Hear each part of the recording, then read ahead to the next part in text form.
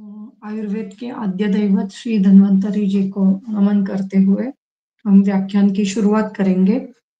शंखं चक्रं जलौकान् दधतामृतघटं चारुदौर्भिश्चतुर्भिः सूक्ष्मस्वच्छातिरुद्यान् शुकपरिविलसन् मौलिमं भोजनेत्रं कालाम्बोदोज्ज्वलाङ्गं कटितटविलसश्चारुपीताम्बराढ्यं वन्दे धन्वन्तरिं तं निखिलगदवनं प्रौढ़दावाग्निलीलम्।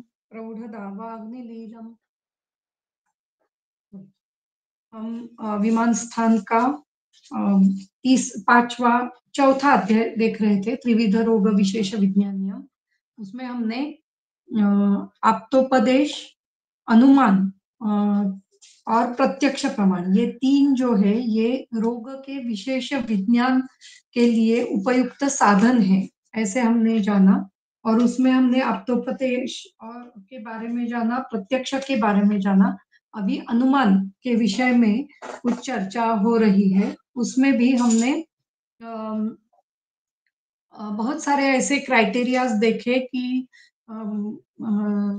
या फिर शरीर भाव देखे कि जो अनुमान से ही हम जान सकते हैं। और मतलब उनको जानने के लिए जो क्राइटेरिया है वो अनुमान प्रमाण है। तो उसमें सबसे पहले है अग्नि, फिर बल, फिर श्रोत्रादि शब्दार्थ ग्रहण। ये भी हम अनुमान से ही जान सकते हैं। मन के अलग अलग अर्थ जो है वो भी विज्ञान, विशेष ज्ञान अगर किसी को हुआ है तो वो भी हम अनुमान से ही जान सकते हैं। रजस संग, मतलब शरीर में रज की उत्पत्ति, ये किस तरीके से जान सकते हैं? तो संगेन, संग के द्वारा जान सकते हैं। मोह, क्रोध, शोक, हर्ष, प्रीति, भय, धैर्य, वीर्य, अवस्थानम, श्रद्धा, मेधा, संज्ञा, ये सभी जो बातें हैं ये सभी हम अनुमान के द्वारा जान सकते हैं, ऐसा यहाँ पे लिखा गया है। फिर आगे है स्मृति। स्मृति, स्मृतिम स्मरणेन।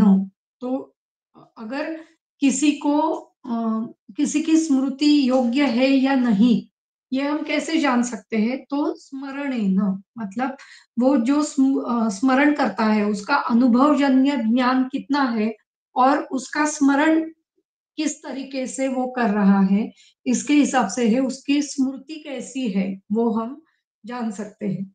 फिर है रीयम। ये सभी जो बातें हैं ये हमें रुग्ण में देखनी है। रुग्ण की प्रीति, रुग्ण का हर्ष, रुग्ण का शोक, रुग्ण की स्मृति, रुग्ण का क्रोध, इस तरीके से हमें रुग्ण में ये जो भाव है वो हम डायरेक्टली प्रत्यक्ष प्रमाण से नहीं जान सकते हैं, इसलिए हमें अनुमान प्रमाण से वो जानने पड़ते हैं।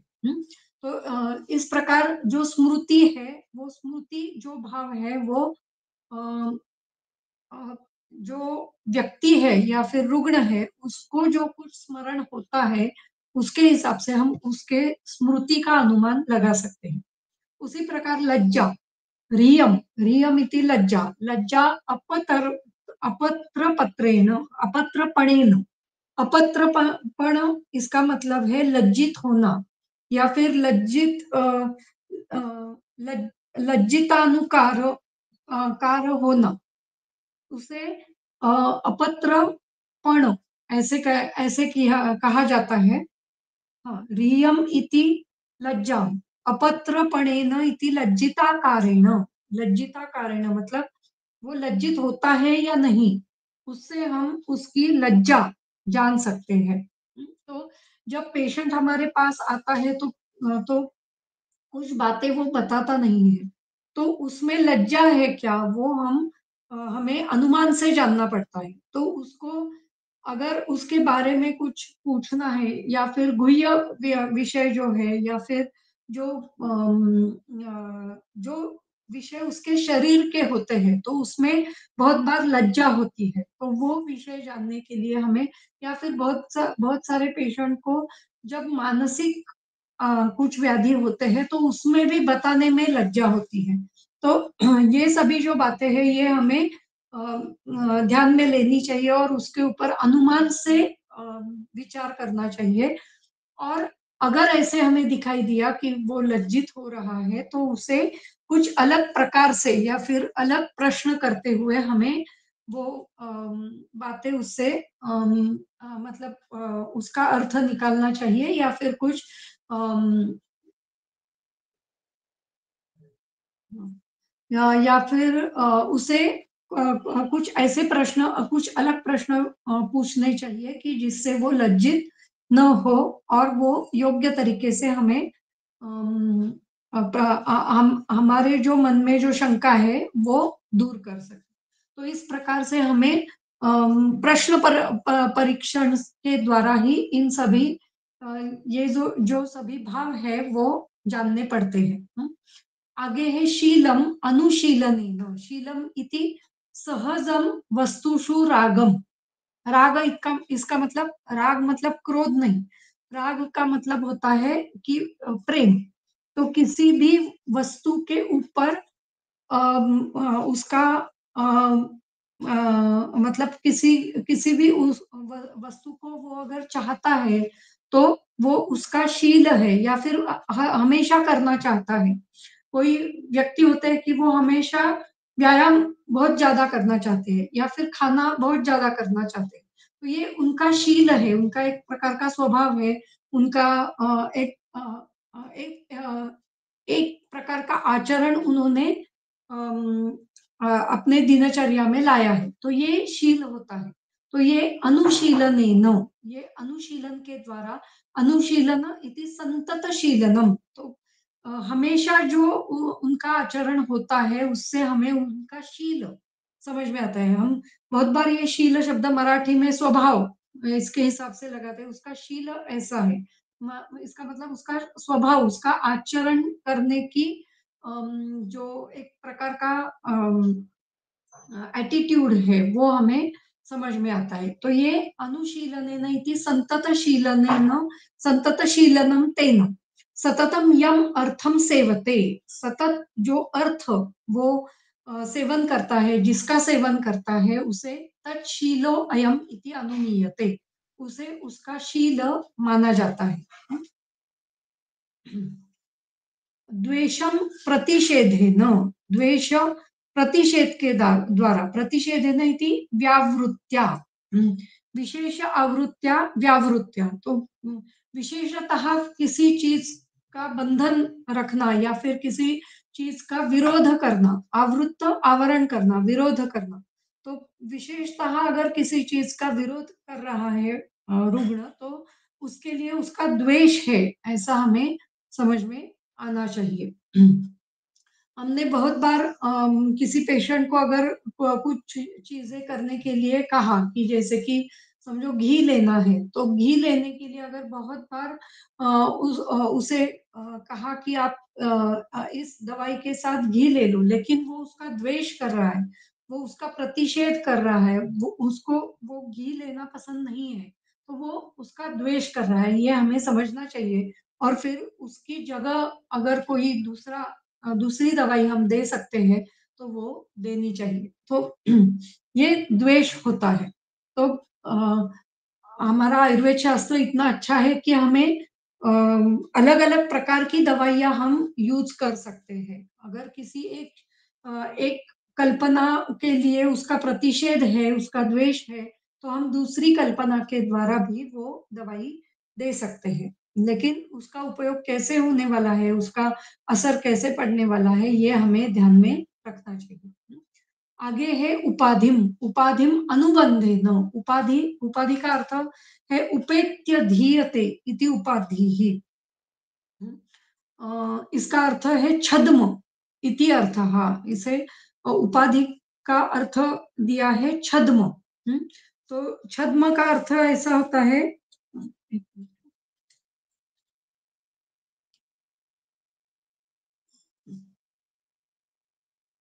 अम, तो छद्म मतलब कपट करना, कुछ अ, मन में जो बातें हैं वो समझ में नहीं आती है, और कुछ अलग चीज वो रुग्ण करना चाहता है, तो उसे छद्म कहा जा सकता है। तम अनुबंधेन उत्तरकालीन फलेन। तो बहुत बार पेशेंट आते हैं और वो ये 7 दिन के बाद आते हैं और कहते हैं कि मुझे कुछ फ़र्क ही नहीं पड़ा। तो अगर हमने पूछा कि दवाई ली या नहीं, तो कभी-कभी छद्मता से भी रुग्ण कह सकते हैं कि मैंने दवाई नहीं ली है, तो ये छद्मता है। और उसका फल जो शरीर पर जो असर दिखाई दिया है, हमें मालूम होता है कि इस दवाई का 7 दिन के बाद क्या असर होने वाला है। तो वो कभी-कभी अगर गलत असर है, तो ये अनुबंध के द्वारा हमें उत्तरकालीन फल के द्वारा हमें समझ में आता है। यहाँ पे कुछ अलग उदाहरण दिया है। ये यहाँ पे जो उदाहरण दिया है वो कौटिल्य अर्थशास्त्र के कौटिल्य के काल में जो उदाहरण है उससे दिया है। उत्तरकालमिति भ्रात्रादि वधेन फलेन न्यायते। तो भ्रात्रादि वध इसका मतलब है भाई जनों का वध करना। ये इससे जो ये उत्तरकाल कालीन फल है। तो उत्तर कालम ही भ्रात्रादि वधेन फलेन न्यायते। तो अगर अ, मतलब कोई राजा है और उसने उनके भाइयों का वध किया है, तो ये जो उत्तरकालीन फल है, उससे हमें उस राजा की छद्मता हमें समझ में आती है। तो इस प्रकार से ये बहुत अलग सा कुछ उदाहरण यहाँ पे दिया गया है। लेकिन अगर हमें छद्मता जाननी है तो पेशेंट को देखते हुए या फिर उसकी बातों को सुनते हुए हमें समझ में आता है और पेशेंट के शरीर के ऊपर उसका क्या असर पड़ा है, वो उसने क्या लिया है, ये देखते हुए हमें समझ में आता है। ये ज़्यादातर मानसिक रोगों के लिए बहुत ही महत्वपूर्ण है, क्योंकि अगर मानसिक रोगी है, तो वो दवाई लेते हुए ऐसा कर सकता है या फिर कोई बातें बताते हुए छद्मता दिखा सकता है। तो ये हमें ध्यान में रखना चाहिए। ये आगे का भी जो उदाहरण है वो उसी काल का है। यत् यत् उदयम् उन्मत्त छद्मचारि प्रचारी चंद्रगुप्त इति। तो अम, मैंने ये पढ़ के देखा कि चंद्रगुप्त और ये जो भ्रात्रादि वध है, ऐसे जो लिखा हुआ है उसका कुछ संबंध है क्या? तो मुझे नहीं लग रहा है। ये उत्तर कालम की भ्रात्रादि वधेन फलेन न्यायते, ये उत्तर काल की व्याख्या के लिए उन्होंने किया है। लेकिन ये जो आगे का वर्णन है, यद उन्मत्त छद्म प्रचारी चंद्रगुप्त इति, ये जो है ये चंद्रगुप्त का एक उदाहरण दिया है कि उन्होंने कैसे अपना राज्य ग्रहण किया। चंद्रगुप्त ये एक्चुअली दासी पुत्र था। धनानंद नाम का जो राजा था, उसकी एक दासी थी, उसका पुत्र धनानंद राजा से ही वो प्राप्त हुआ था, ऐसा वो पुत्र था। और उस पुत्र को लेकर आचार्य चाणक्य जी ने छद्मता से धनानंद राजा का वध किया था। तो इस प्रकार से वो जो छद्मता है वो यहाँ पे दिखाई देती है ऐसे। इसलिए ये उदाहरण यहाँ पे दिया गया है।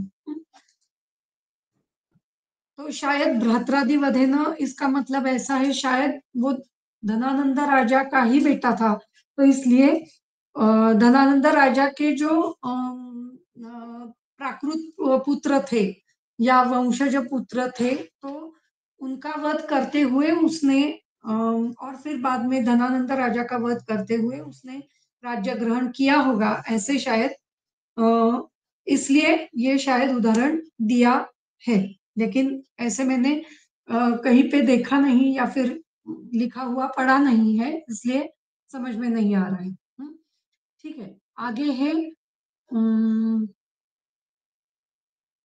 उपाधिम अनुबंधेन हुआ धृतिम अलौल्येन।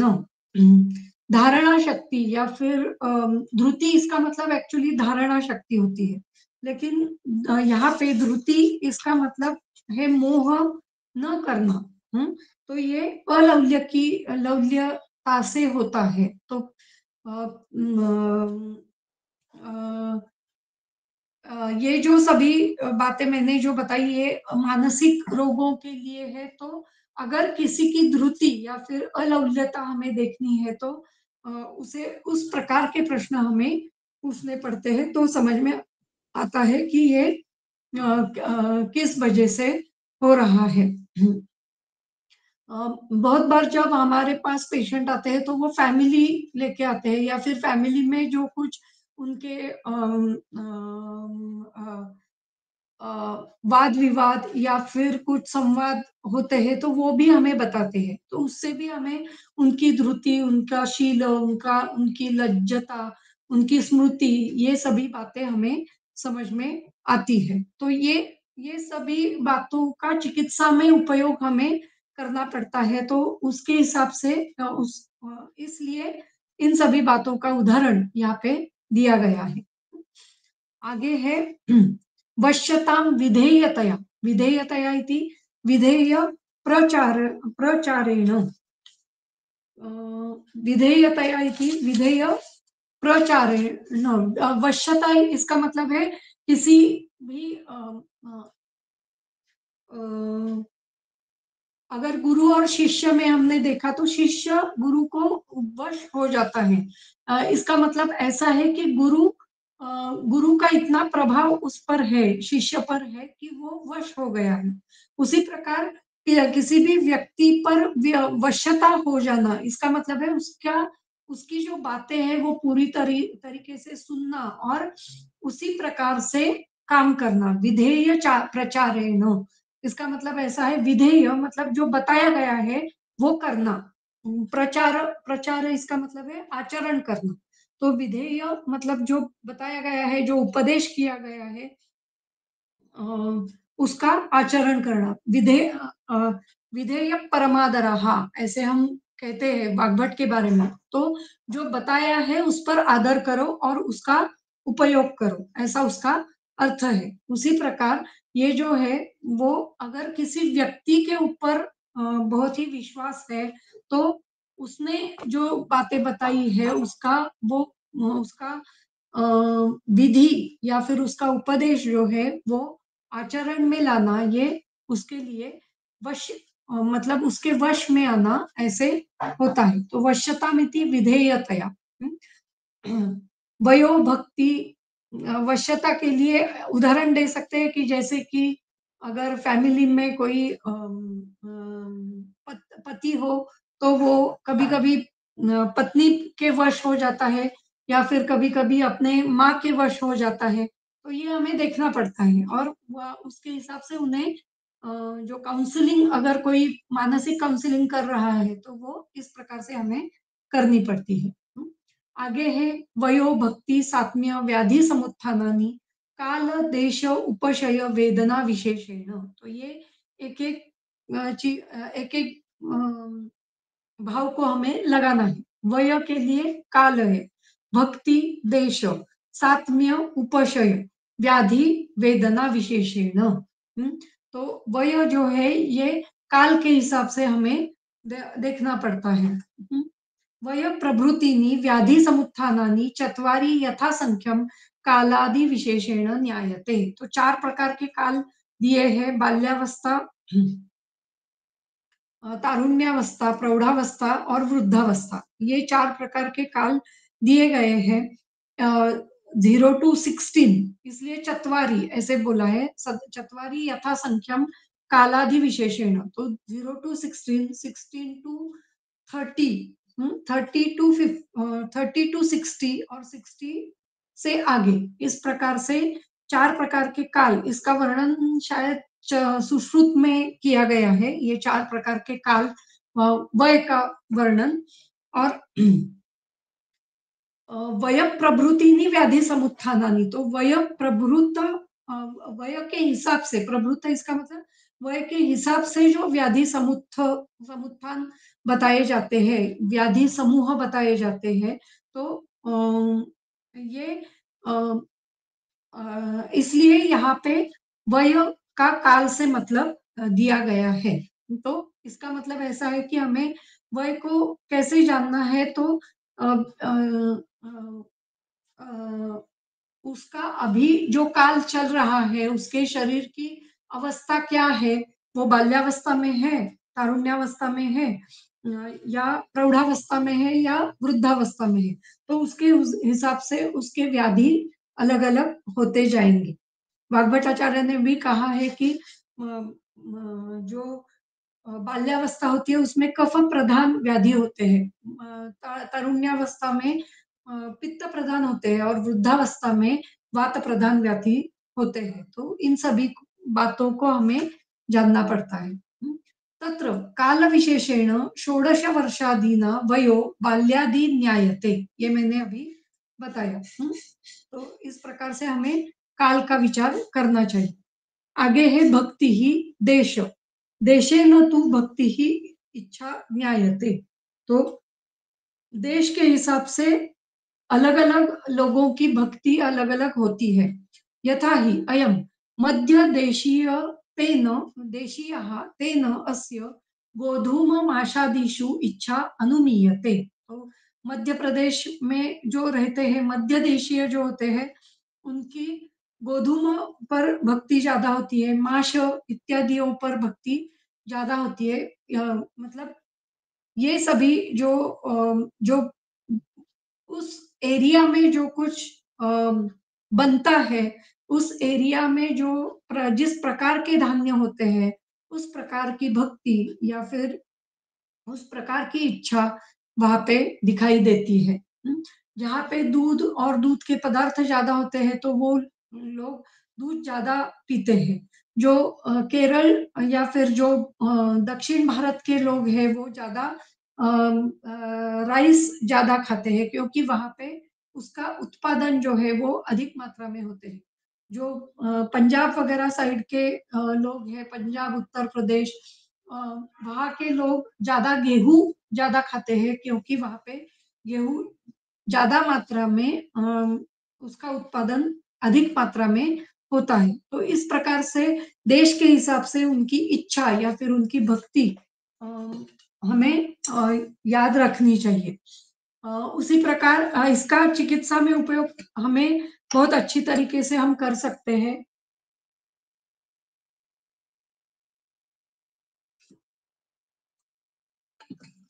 जिस प्रकार का खाना होता है, उस प्रकार का उनका शरीर भी हमें दिखाई देता है और उस प्रकार के व्याधि भी वहाँ पे अधिक मात्रा में दिखाई देते हैं। तो अ अ, हमें जो ये जो देश में जो कुछ धान्य जहाँ-जहाँ पे होते हैं, वो हमें पहले याद रखने चाहिए।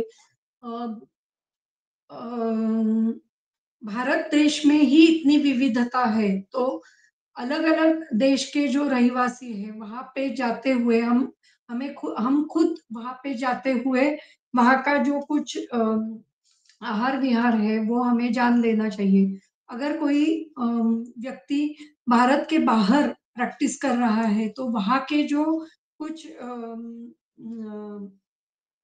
ये जो धान्य वगैरह है या फिर आहार-विहार है, उनको हमें जानते हुए ही चिकित्सा योग्य प्रकार से हमें देनी चाहिए। हुँ? यस्माच्च इदम् अस्य उपशेते तेन तेन इदम् अस्य सात्म्यम् इति ज्ञायते। तो ये सभी जो बातें हैं वयो, भक्ति, सात्म्य, व्याधि ये इसलिए एक साथ ली गई है क्योंकि वो एक-दूसरे पर डिपेंड होती है। तो यहाँ पे भी यस्माच्च इदमस्य उपशेते जिससे शरीर में उपशय होता है, तेन इदम अस्य सात्म्यम इति ज्ञायते वही सात्म्य है। सात्म्य का मतलब मैंने गृहिणी अध्याय में या फिर पहले भी 1-2 बार बताया है। सात्म्य का मतलब ऐसा नहीं है कि बचपन से जो कुछ अच्छा लगता है, जो कुछ खाया जाता है, उसे सात्म्य नहीं कहते हैं। सात्म्य का मतलब हितकर। शरीर में जो जो कुछ हितकर है, उसे साथ में कहा जाता है। उपशेते, उपशय उप अधिक शेत, उप अधिक शी धातु है उसका शेत ये कर्मणि भूतकाल वाचक धातु साधित विशेषण तैयार हुआ है। तो उपशेते इसका मतलब उपशय होना, शरीर में जिस वजह से उपशय होता है, वो सभी जो है, वो सात्म्य होती है, वो सात्म्य होता है। तो ये शरीर सात्म्य है। तो अलग-अलग व्यक्तियों को अलग-अलग काल में अ, अलग-अलग चीज़ें साथ में हो सकती है। तो हमें उसके हिसाब से हमें वो जो आहार-विहार है उसके बारे में रुग्ण के आहार-विहार के लिए सोचना चाहिए। तो हर एक को एक प्रकार का चार्ट देते हुए अभी ये आपको खाना है, ऐसे नहीं करना है। हमें हर एक के हिसाब से, उनके उनके व्याधियों के हिसाब से और उनके ऐज के हिसाब से किस देश में रहते हैं, किस काल में रहते हैं, उसके हिसाब से हमें उनके सात्म्य के बारे में सोचना चाहिए और उसके हिसाब से उन्हें डाइट देना चाहिए। आहार का सलाह जो है, वो हमें उस प्रकार से देना चाहिए। हुँ। आगे है व्याधि वेदना विशेषेण। तो वेदना विशेष से हमें व्याधि का समुत्थान हमें समझ में आता है। तो व्याधि कहाँ पे हो रहा है, किस जगह पे हो रहा है, किस प्रकार की वेदना है। जब हम व्याधि देखते हैं तो वहाँ पे वातज, पित्तज, कफज ऐसे अ, व्याधि के प्रकार या फिर व्याधि के अलग-अलग अवस्थाएँ बताई जाती हैं, ये प्रकार होते हैं। तो वातज, पित्तज, कफज के प्रकार में अगर हमने देखा तो अ वेदना विशेष, यहाँ पे वेदना विशेष का मतलब ऐसा नहीं है कि सिर्फ वेदना होना या फिर मतलब पेन होना ऐसे नहीं है सिर्फ। यहाँ पे वेदना का मतलब हमें बहुत ब्रॉड लेना चाहिए जिसमें व्याधि का अम, अ, व्याधि कहाँ पे हो रहा है, व्याधि का अ, वर्ण कैसा है, शरीर का वर्ण व्याधि में कैसा है, अगर शूल वगैरह हो रहा है तो वो किस प्रकार का शूल हो रहा है, अगर शोथ है तो वो कहाँ पे है, उसमें किस प्रकार की वेदना है, उसमें किस प्रकार के दोषों का संचय है, उसके शोथ है तो वहाँ पे जो त्वचा का वर्ण है वो कैसे है। इस प्रकार से हमें वेदना विशेष ये जो है, ये हमें जाननी चाहिए। तो वेदना का मतलब सिर्फ पेन होना ऐसे यहाँ पे नहीं है। वेदना, इस शब्द का वेदना का अर्थ दुःख। तो दुःख का विशेष क्या है?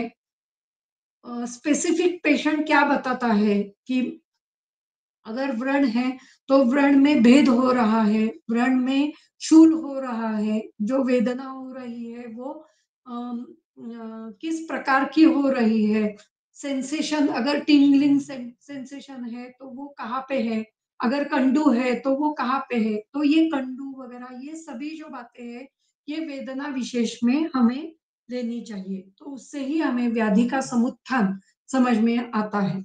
यथा यस्मात् अयं संतापवेदनावान् तस्मात् अस्य ज्वरव्याधिसमुत्थानं भूतम् इति इत्यादि नेयम। तो अगर संताप वेदना है, तो इसका मतलब ज्वर व्याधि हो गया है और ज्वर व्याधि शरीर में हो रहा है, ऐसा हमें समझना चाहिए। फिर आगे है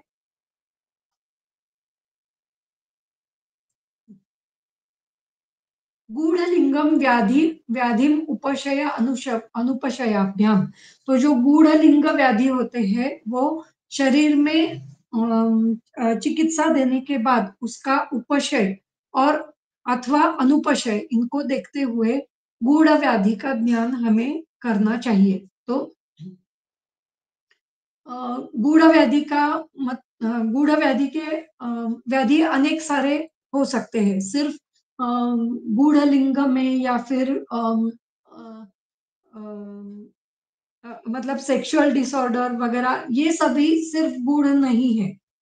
अगर आपके फुफ्फुसों में भी कुछ अगर व्याधि है, तो वो भी गूढ़ लिंग है क्योंकि वो हमेशा हम एक्स-रे लेकर नहीं बैठते हैं कि आज कम हुआ क्या, कल कम हुआ क्या, ऐसे करते हुए हम नहीं बैठते हैं। तो वो व्याधि के उपशय, अनुपशय के साथ ही हमें समझ में आता है। अगर ब्रोंकाइटिस है, ब्रोंकिएक्टाइसिस है या फिर कोई भी श्वास का व्याधि है, तो दवाई देने के बाद हमें समझ में आता है कि ये श्वास कम हो गया है या नहीं। ये हम प्रश्नों पूछते हुए भी हम जान सकते हैं। स्टेथोस्कोप एक उसके लिए साधन है, लेकिन ज़रूरी नहीं है हमेशा स्टेथोस्कोप लेकर ही हम बैठ सके या फिर रुग्ण देख सके। तो अगर हमें देखना है तो वो व्याधि का उपशय कैसा है, अनुपशय कैसा है, इसको देखते हुए हम गूढ़ लिंग व्याधि जान सकते हैं। तो इस प्रकार से हमें ये व्याधि जाननी चाहिए। या फिर अगर सिर दर्द है, शिरःशूल है, तो शिरःशूल के लिए कुछ भी इन्वेस्टिगेशन नहीं है ऐसा कि हमेशा हम सीटी स्कैन, एमआरआई ऐसे नहीं कर सकते हैं। तो अगर शिरःशूल कम हुआ है या नहीं, ये रुग्ण को पूछते हुए ही हमें समझ में आता है कि ये गूढ़लिंग व्याधि का जो निदान है, वो हम कर सकते हैं। हुँ? आगे है दोष प्रमाण विशेषम अपचार विशेषेण। तो दोष प्रमाण, कितना दोष संचय शरीर में हुआ है, ये हम कैसे जान सकते हैं? तो कितना अपचार किया है, उससे हम दोष प्रमाण विशेष जान सकते हैं। ये अपचार का मतलब क्या है? तो आहार और विहार। तो कितना आहार और विहार का अपचार कितना हुआ है? कितने गलत तरीके से आहार और विहार का सेवन हुआ है? ये देखते हुए हमें दोषों का प्रमाण हम जान सकते हैं। आगे है अपचारण विशेषेण इति महता अपचारेण भूरि दोषो भवति स्वल्पेण स्वल्प। अगर अपचार बहुत सारे किए हैं तो बहुत बहुत सारे दोष दोष शरीर में बढ़ते हैं। अगर कम किए हैं तो कम दोष शरीर में बढ़ते हैं। तो ये देखते हुए हमें अपचार विशेष जानते हुए दोषों का प्रमाण हम जान सकते हैं। आगे है आयुषः क्षयम् आरिष्टैः। आयुष्य का जो क्षय है, आयुष्य अभी अ, मतलब मृत्यु आने वाली है या नहीं, ये अरिष्ट लिंग के द्वारा हम जान सकते हैं। इनका वर्णन इंद्रिय स्थान में बहुत अच्छी तरीके से आया है। उपस्थित श्रेयत्वम कल्याण अभिनिवेशेण। उपस्थित श्रेयत्व, श्रेयत्व मतलब अम, श्रेष्ठता। तो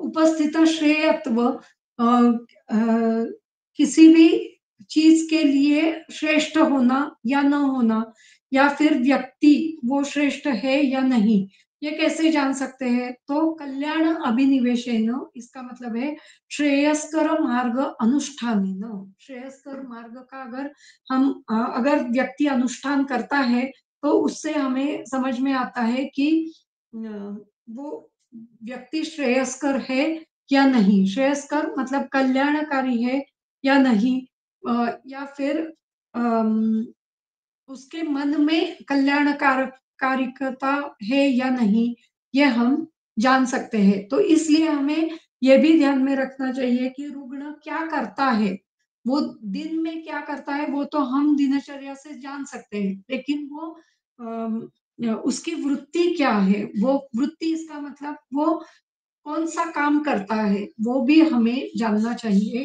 तो इससे उसका श्रेयत्व हम जान सकते हैं और उसके द्वारा वह व्यक्ति इस रोग से दूर हो सकता है या नहीं, ये भी हम तय कर सकते हैं। जैसे अगर कोई व्यक्ति बहुत बहुत बार मद्यपान कर रहा हो, धूम्रपान कर रहा हो, या फिर कोई व्यक्ति वो गुटखा वगैरह का सेवन कर रहा हो, तो ये उस व्यक्ति के लिए श्रेयस्कर मार्ग नहीं है, ये हम जानते हैं। तो ये उपस्थित श्रेयत्व जो है, वो उस व्यक्ति ने वो लाइफ़स्टाइल चेंज की है या नहीं? या फिर उस व्यक्ति ने वो जो हेतु है वो बंद किया है या नहीं? वो श्रेयस्कर मार्ग का अनुसरण, अनुष्ठान उसने किया है या नहीं? वो देखते हुए हमें उसका कल्याण होगा या नहीं, वो हम जान सकते हैं। तो इस इसलिए ये उपस्थित श्रेयत्व ये उन्होंने दिया है। अमलम सत्वम अविकारेण, मन में मलिनता है या नहीं?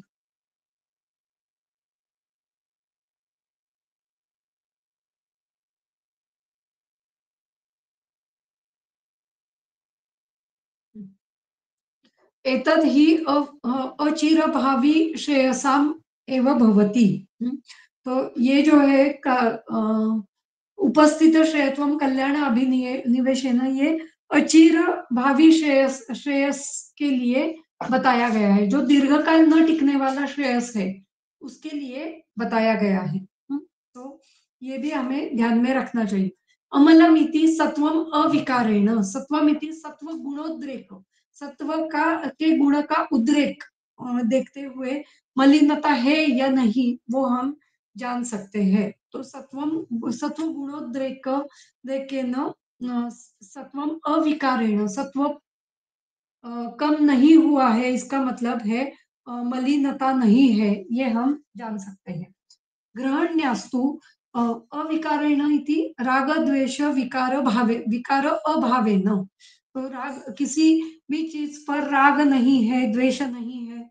राग मतलब मोह नहीं है, या फिर प्रेम नहीं है, द्वेष नहीं है, ये देखते हुए हमें सत्व की मलिनता या फिर अमलिनता समझ में आती है। ग्रहण्यस्तु मृदु दारुणत्वम स्वप्न दर्शनम अभिप्रायम द्विष्ट इष्ट सुख दुःखानि च आतुर प्रश्नेन एव विद्यात्।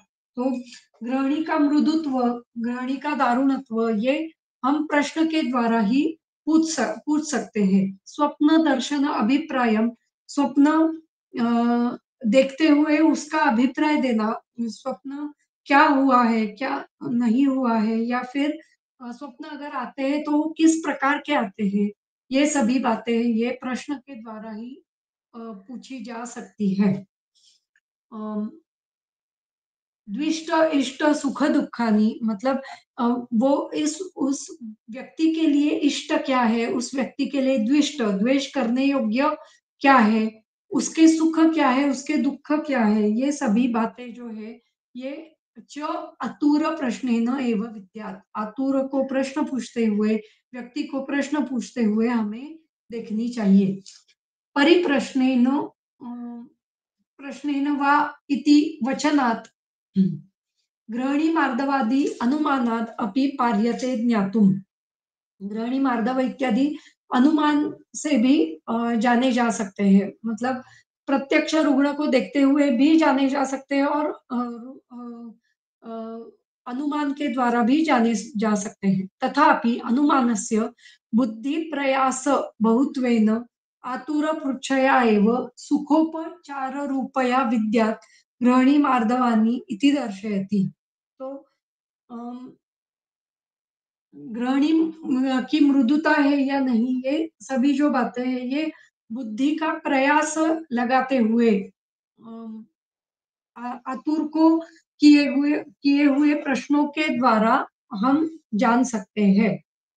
सुख उपचार रूपया मतलब रुग्ण सुखी हो गया है या नहीं, इसको देखते हुए हम आतुर के ग्रहणी की इत्यादियों की परीक्षा हम कर सकते हैं।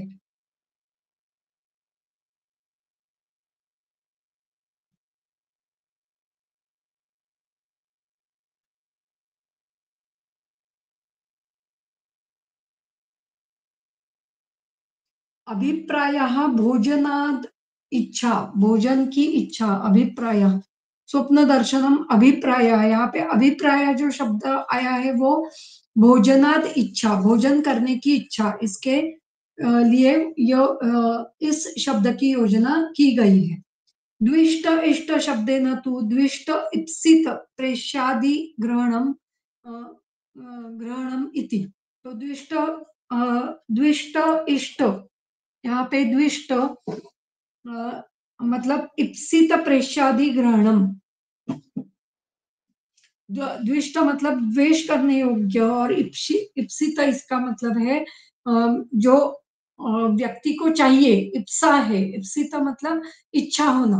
व्यक्ति की क्या इच्छा है, व्यक्ति को क्या चाहिए, वो देखते हुए हम द्विष्ट और इष्ट की परीक्षा कर सकते हैं। इस प्रकार से यहाँ पे अनुमान के द्वारा हम किस प्रकार से रुग्ण की परीक्षा कर सकते हैं, इसके बारे में यहाँ पे हमने जाना। आगे है, अभी हम अ, इस अध्याय के समाप्ति की ओर जा रहे हैं। भवन्ति च अत्र आप्ततःश्च उपदेशेन प्रत्यक्षकरणेन च अनुमाने च व्याधीन सम्यक विद्यात विचक्षणाः। जो विचक्षण व्यक्ति है, उन्होंने क्या करना चाहिए उसके बारे में विद्यात, विद्यात ये शब्द जो आया है विद धातु का अ, विधिलिंग मतलब विधेय है। अम, तो उसका अर्थ होता है करना चाहिए, करना पड़ेगा या फिर करो। इस प्रकार के अर्थ विधिलिंग के होते हैं। यहाँ पे करना चाहिए, विद्यात् इति विचक्षणः सम्यक विद्यात्। इसका मतलब है विचक्षण को योग्य प्रकार से जानना चाहिए। क्या-क्या जानना चाहिए? आप्ततःश्च उपदेशेन, आप्त परीक्ष आप अ, आप्तों के द्वारा उप उपदेश के द्वारा, प्रत्यक्ष प्रमाण के द्वारा और अनुमान के द्वारा। आप्त और उपदेश ये एक ही शब्द है, आप्ततः उपदेश। इसका मतलब है आप्त व्यक्तियों के द्वारा किया गया उपदेश, प्रत्यक्ष प्रमाण और अनुमान प्रमाण, इन इन तीनों से ही व्याधि का योग्य उपाय या फिर व्याधि योग्य प्रकार से हम जान सकते हैं। सर्वथा सर्वमालोच्य यथासंभव अर्थविद अथ अध्यव्यवसित तत्वे च कार्ये च तद अनंतरम। हमेशा हर एक चीज को देखते हुए सर्वम आलोच्य सभी प्रकार की क्रियाओं को अ, ध्यान में रखना है, उनको देना है, उनको ध्यान में रखते हुए और देखते हुए।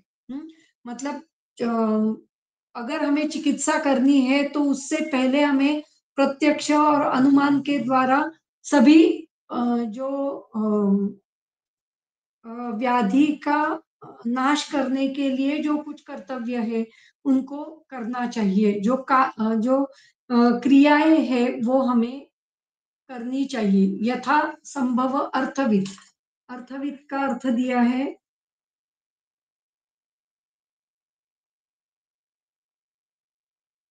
अर्थविद, इसका मतलब यथासंभव उनको जानना है और अर्थ के साथ जानना है। अथ अध्यवस्येत तत्वे च, तो तत्व का अभ्यास करना है चाहिए। च कार्य च तद अनंतरम, और उसके बाद कार्य का अभ्यास भी करना चाहिए। इसका मतलब है पहले आप थ्योरेटिकल ज्ञान लो और फिर उसके बाद प्रैक्टिकल ज्ञान भी आपको लेना पड़ता है। कार्य तत्व विशेषज्ञ प्रतिपत्तौ न मुह्यति, जो कार्य तत्व को विशेष बुद्धि से जानता है, विशेषज्ञ विशेषतः जो जानता है, वो प्रतिपत्तौ न मुह्यति, वो उसका एप्लीकेशन करते समय कभी भी मोह में नहीं आता है। प्रतिपत्तौ इस शब्द का अर्थ दिया है प्रतिपत्ति ही कर्मणाम यथार्हतया अनुष्ठानम। प्रतिपत्ति इसका मतलब ऐसा है कर्मों के ऊपर योग्य प्रकार का अनुष्ठान हो जाना। तो इसका मतलब है कर्म योग्य प्रकार से करना। तो प्रतिपत्तौ कर्म करते समय मोह नहीं होता है। अमूढ़ाः फलम आपनोति यद अमोह निमित्तजम। अमूढ़ व्यक्ति को, जो जिसको मोह नहीं हुआ है, ऐसे व्यक्ति को फल प्राप्त होता है। वो फल कैसे है? यद अमोह निमित्तजम, मोह उत्पन्न न करने वाला फल उसे प्राप्त होता है। ज्ञान बुद्धि प्रदीपेन यो न आविशति तत्वविद आतुरस्य आत्मानं न स रोगांश चिकित्सति। ज्ञान बुद्धि के प्रदीप होने से मतलब योग्य प्रकार से ज्ञान की बुद्धि प्रदीप्त होने से जो तत्वविद, जो तत्व जानकार है, विद मतलब जानकार, विद, विद शब्द है, वहां पे विद धातु है और तत्वविद मतलब तत्व को जानने वाले जो व्यक्ति है, वह ज्ञान बुद्धि के प्रदीप्त होने से आतुरस्य अंतरात्मानः न स रोगांश अ,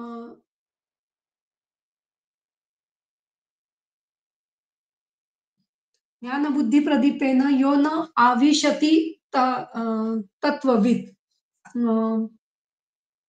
ज्ञान इसका मतलब है शास्त्र। तत्कृता बुद्धि ज्ञान बुद्धि आविशति बुद्धिया अवगाहत। बुद्धि अवगाहत बुद्धि के द्वारा अवगाहित हो जाता है। आतुरस्य अंतरात्मानम न स रोगान चिकित्सति। तो वह व्यक्ति आतुर के अंतरात्मा की ही चिकित्सा करता है, केवल रोगों की चिकित्सा नहीं करता है। तो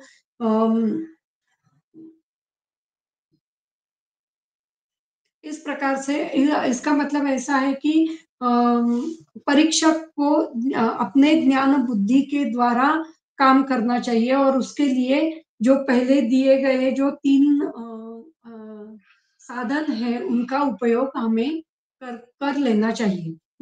तत्र श्लोकौ सर्वरोग विशेषाणाम त्रिविधम ज्ञान संग्रहम, ये 3 ज्ञान के संग्रह दिए गए हैं। इस प्रकार का शब्द, ऐसे ही शब्द 18वें अध्याय में आया है। त्रिविधम रोग बोध्य संग्रह। तो समुत्थान मतलब रोगों का समुत्थान, रोगों के हेतु और अम,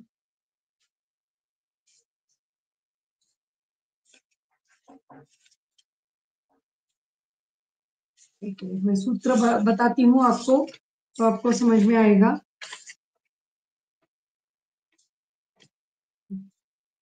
तस्माद् विकार प्रकृति, विकार की प्रकृति, अधिष्ठानांतराणि च, अधिष्ठान विकार के अधिष्ठान, तथा समुत्थान विशेष, ये तीनों जो है ये रोगों के बोध्य संग्रह है। इसका मतलब है रोग हम किस प्रकार से जान सकते हैं, उन्हें रोगों के बोध्य संग्रह कहा गया है। और ये जो है ये रोग के ज्ञान रोग रोग के ज्ञान संग्रह है। तो रोग का ज्ञान हम कैसे कर सकते हैं? तो अ, ज्ञान होना और रोग का बोध होना, मतलब रोग पूरी तरीके से समझना, ये हम बोध्य संग्रह से हो सकता है। लेकिन रोग का ज्ञान होना, रोग क्या हुआ है या फिर कौन सा रोग हुआ है, ये जो है ये ज्ञान संग्रह से हम जान सकते हैं। मतलब आप्तोपदेश, प्रत्यक्ष और अनुमान, इससे हम कौन सा रोग हुआ है वो हम जान सकते हैं। लेकिन रोग होने में क्या प्रोसेस हुई है, ये बोध्य संग्रह से हम जान सकते हैं। तो वो 18वें अध्याय में उसका वर्णन किया गया है, सूत्र स्थान का 18वां अध्याय। तो ये तीनों जो बातें, ये ज्ञान संग्रह और बौद्ध संग्रह, इनमें से ये जो तीन तीन जो बातें बताई है, ये सभी बातें हमें या फिर सभी जो प्रमाण है उसे हमें ध्यान में रखना है और उसके हिसाब से है हमें चिकित्सा करनी पड़ती है। तो त्रिविधम ज्ञान संग्रहम, सर्व रोग विशेषाणाम त्रिविधम ज्ञान संग्रहम, सर्व रोग विशेष के लिए ये त्रिविध ज्ञान संग्रह दिया गया है। यथा च आप्तो यथा च उपदिशन्ति आप्ताः प्रत्यक्षं गृह्यते यथा, ये यथा च अनुमानेन नेयातांश्च अपि उदारधीः। तो जो जो उदारधी मतलब बहुत बड़ी बुद्धिमत्ता, धी ही मतलब बुद्धिमत्ता, तो जिसके पास बहुत बड़ी बुद्धिमत्ता है वो जिस प्रकार से उसे उपदेश किया जाता है, यथाच उपदिशन्ति आप्ताः, आप्त जिस प्रकार से उसे उपदेश करते हैं, प्रत्यक्ष गृह्यते वो प्रत्यक्ष जिस प्रकार से रोग को जानता है, ये यथा च अनुमानेन नेयाः, जो भाव अनुमान से जानने होंगे, वो जिस प्रकार से वो भाव जानता है, भावान स्त्रीरोग विज्ञाने विमाने मुनिरुक्तवान। उन सभी भावों का वर्णन यहाँ पे अम, आचार्य पुनर्वसु आत्रेय ने यहाँ पे किया हुआ है। तो इस प्रकार से हमें रोगों के जो 3 प्रकार के ज्ञान है, रोग किस प्रकार से हम जान सकते हैं, इसका वर्णन यहाँ पे 3 जो प्रमाण है, उसका वर्णन करते हुए इस अध्याय का पूरा वर्णन किया है। तो यह अध्याय बहुत ही महत्वपूर्ण है। यथा संभवम् इति अनेन सर्वत्रं परीक्षणीये सर्व प्रमाण संभव इति दर्शयति। तो यथा यथा संभव ये वर्णन अम,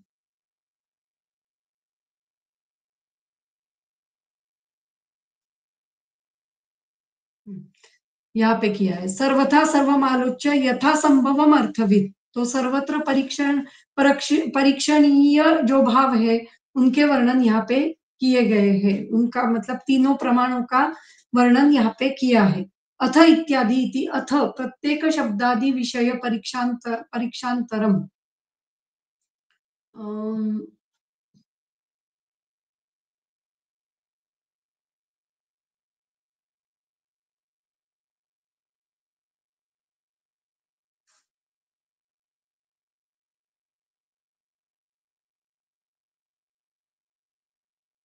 कहाँ पे किया है अथ का वर्णन?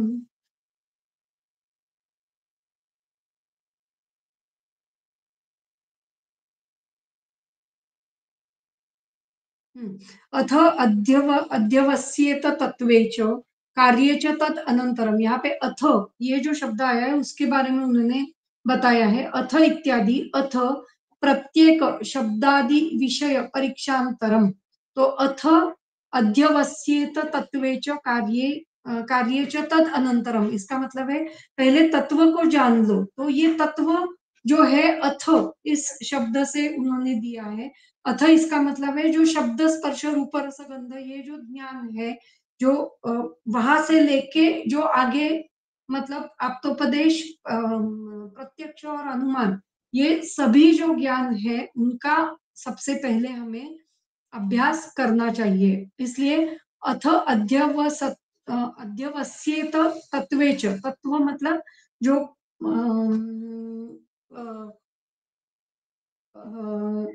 जिसका वर्णन तत्व, इसका मतलब शास्त्र का तत्व। तो शास्त्र का तत्व जो वर्णन किया गया है उसका अध्यवसेत मतलब अध्याय या फिर अध्ययन हमें योग्य प्रकार से करना चाहिए। तत्वे इति व्याधि तत्वे तथा कार्ये च तत्र साध्य व्याधौ कर्तव्य लक्षणे। कार्ये च इसका मतलब साध्य व्याधि में जो चिकित्सा हमें करनी है उसका वर्णन किया है। तद अनंतरम अध्यवसेत, उसके बाद उसका अध्ययन करना चाहिए।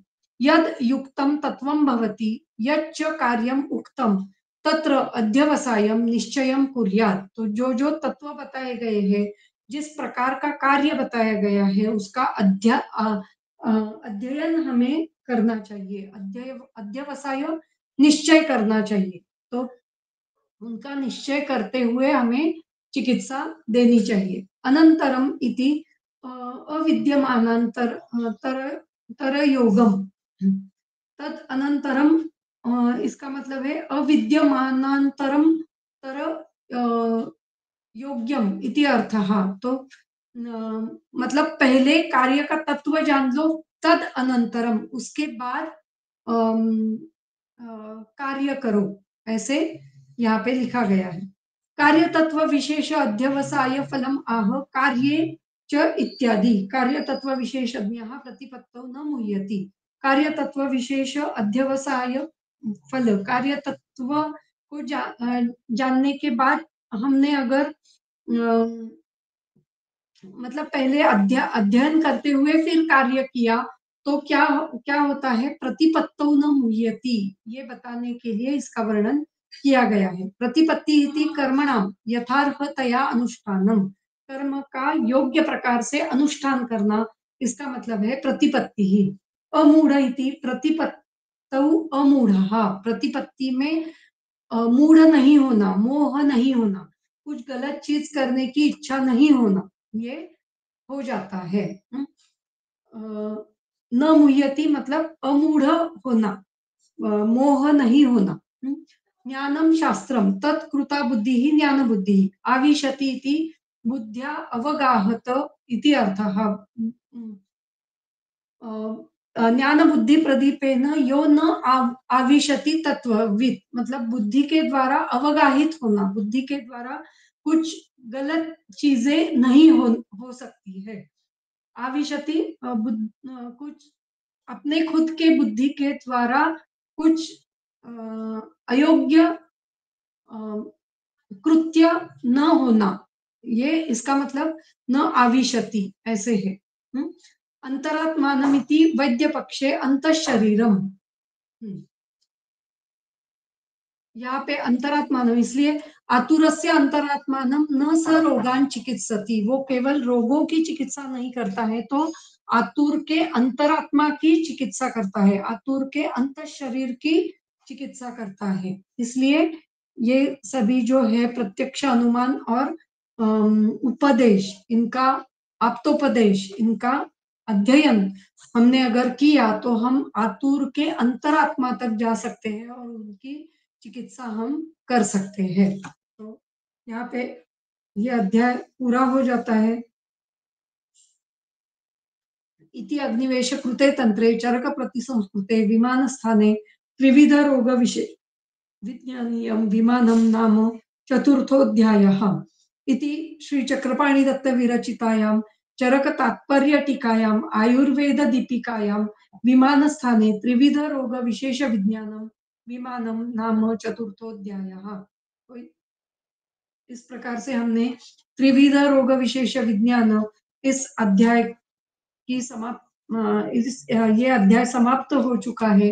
अभी आगे अगले लेक्चर से अगले व्याख्यान से हम पांचवा अध्याय ले लेंगे। सिर्फ उसका उसकी शुरुआत हम कर देते हैं।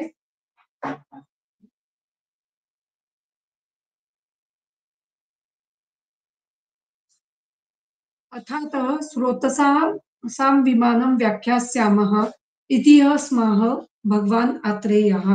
तो यहाँ से हम कल अगले व्याख्यान में शुरुआत करेंगे और स्रोतसों के बारे में ज्ञान ले लेंगे। ये अध्याय भी बहुत ही महत्वपूर्ण है।